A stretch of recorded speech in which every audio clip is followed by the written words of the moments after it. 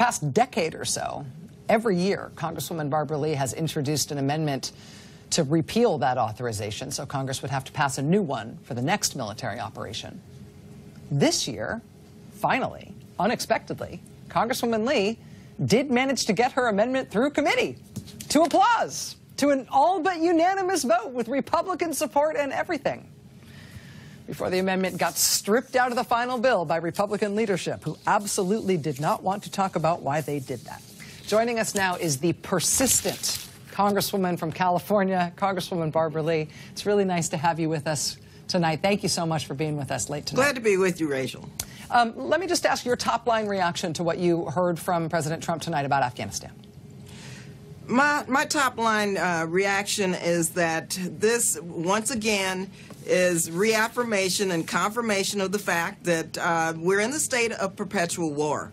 And this was a that really laid out a military-first option. He did not lay out a comprehensive strategy.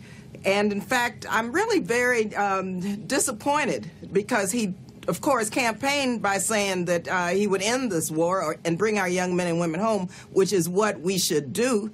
There's no military solution in Afghanistan. And in fact, we need to really begin to look at the costs and consequences. Rachel, I have to say, our brave troops have gone way beyond the call of duty. They've done everything this country has asked them to do. And it's time to bring them home to their families. And it's time to really look at a comprehensive strategy and get out of this civil war that's taking place and hope push for a solution that's based on a regional solution rather than a United States-led military operation. Congresswoman, I feel like you are in a unique political position, given your far-sighted role in 2001 to stand alone when everybody else in the House and the Senate was voting the other direction.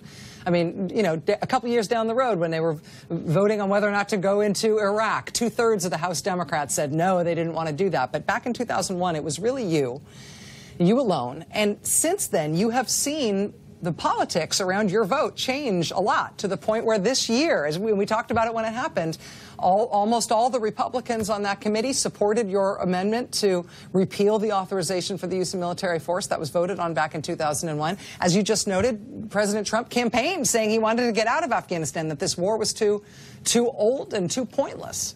Do you feel like the politics in this country have changed enough so that the president could have announced a withdrawal tonight? It would have been a political win.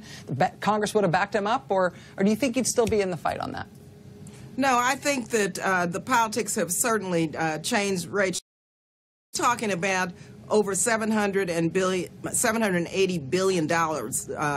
We're talking about over 2,000 of our troops who have been killed. We're talking about continuing with a failed policy. And the American people are war weary. Certainly we understand the importance of our national security and want to make sure that we protect ourselves from terrorist attacks. But you don't continue down the same path and create more havoc and create more war if you're attempting to find peace. And so I think the American people would have breathed a sigh of relief if the president had said, we're going to come up with a comprehensive strategy, a diplomatic and political strategy that would really begin to bring our troops home.